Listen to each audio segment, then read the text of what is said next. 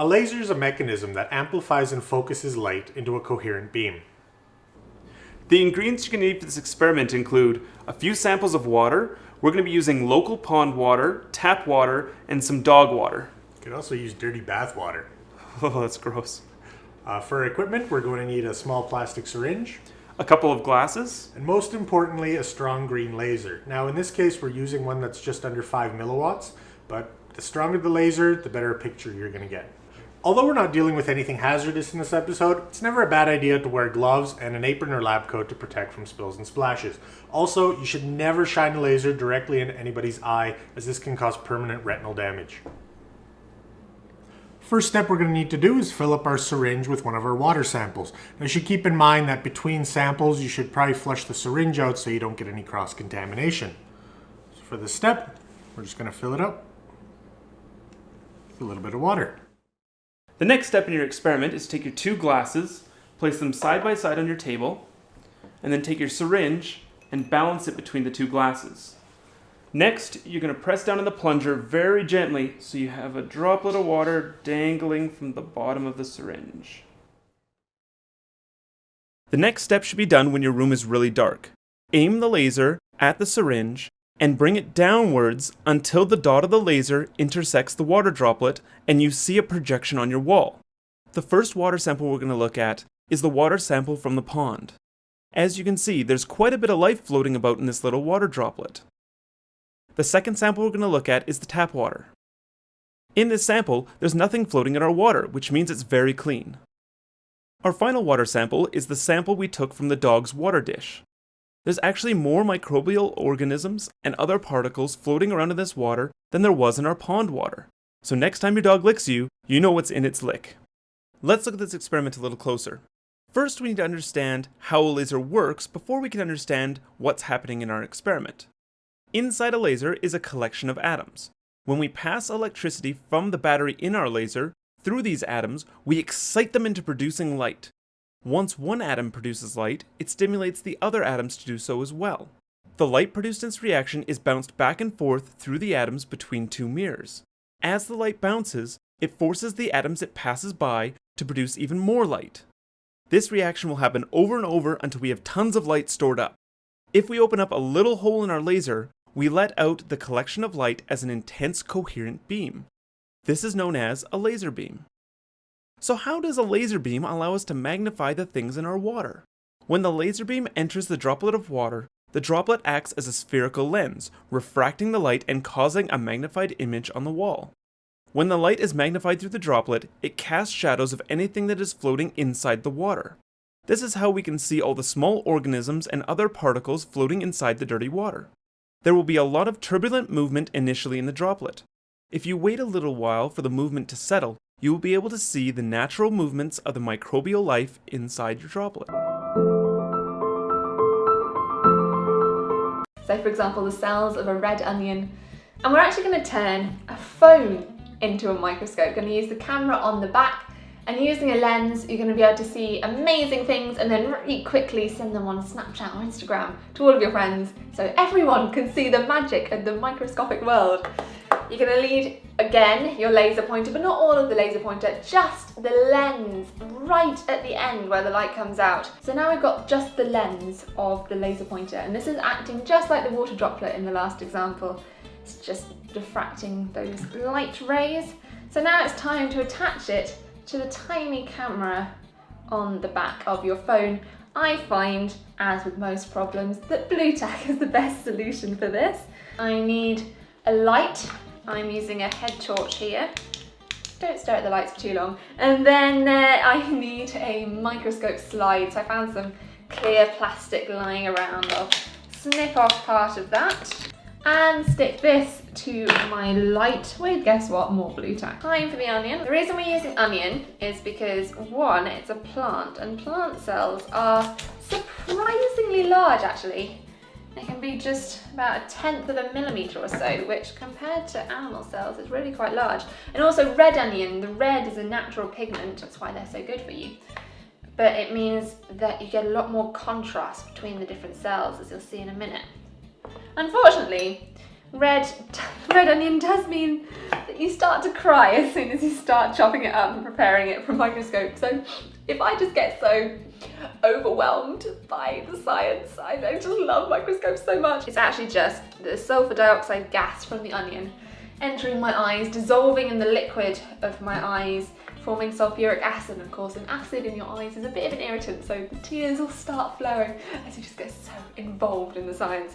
So now I've scored a little rectangle in the surface of the red part of the onion, and I'm just using some bathroom tweezers to pull off just the top section, and I'm going to pop it over the lights of my microscope. So now you've got everything you need. So the lens is acting just like the drop of water from beforehand.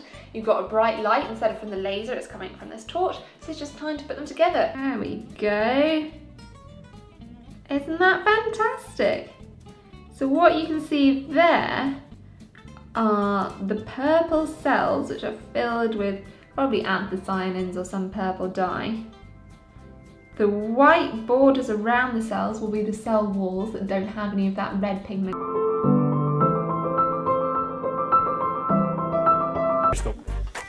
So here's some of our materials. This is actually going to act, this jar is going to act as our stage that we can put our sample on top of. We're actually going to have our light source, our flashlight, inside or reflecting inside the jar so that it can shine upwards through our jar. So a couple things we need to cut out. Here's my plastic container. It's just a strawberry container. I have consumed the strawberries inside. And so we're actually going to take some scissors and carefully cut out some shapes here. We're going to need two smaller squares to serve as our glass slides where we can put our sample in. It's going to sandwich them between the two glass slides. This is plastic, of course. And then we're going to cut out a larger square for our water droplet to hold our lens. So let's do that.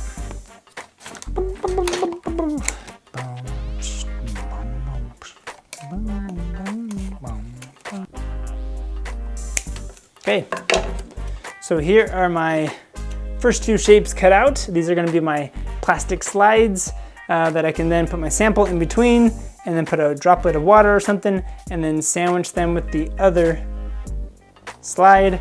And so that will give me a nice slide that I can put on top of my stage. Now I need to cut out that last square to hold my water droplet lens. Okay, so I have that cut out, and so this will serve as my holder of the lens. Such an official title. I got my hole punch right here, and so I'm going to punch out a little hole right in the middle. Good thing I did my gains before. And there is a little hole. So then I'm going to add some water in that hole and collect a droplet.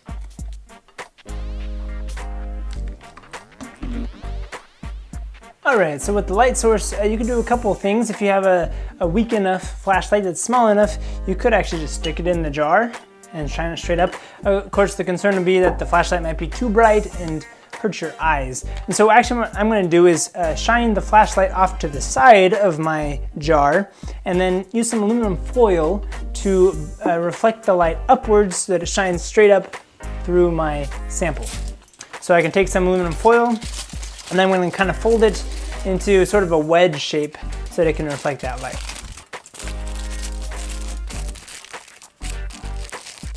Okay, so I folded it enough so it seems pretty sturdy. I just need it sturdy enough where it can stand on its own and kind of angle and reflect. Looks pretty good. So let's try that out, stick that in our jar. So we can shine the light through and we'll see, yeah, looks like it's reflecting. Good to go on the light part. So that's it, we're done. Now we just need to go and collect our sample. I'll go out and look for some puddles or something, or some soil would be good, and then we'll come back and check it out under the microscope. All right, so we got my Q-tips, got my plastic slides, ready to go. A couple good samples to take for this would be some puddle that you find on the ground and some mud mixed with some water. Great sources of fun microbial life. We happen to have gotten irrigation, so let's get some irrigation water, and then we got some mud here too. So let's swab it, dab it on the slide, make a little slide sandwich. Okay, dab it on. There's our droplet.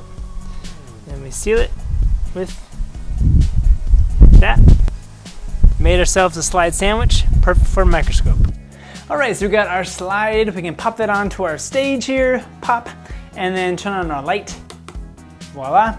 And so now we got light shining up through our sample. All we need is our lens. You want to hold the lens, the water droplet, right up to your eyeball. So hold it up like this, and you try to look straight through that water droplet. So I got about this close to my face here, and then you'll approach your sample.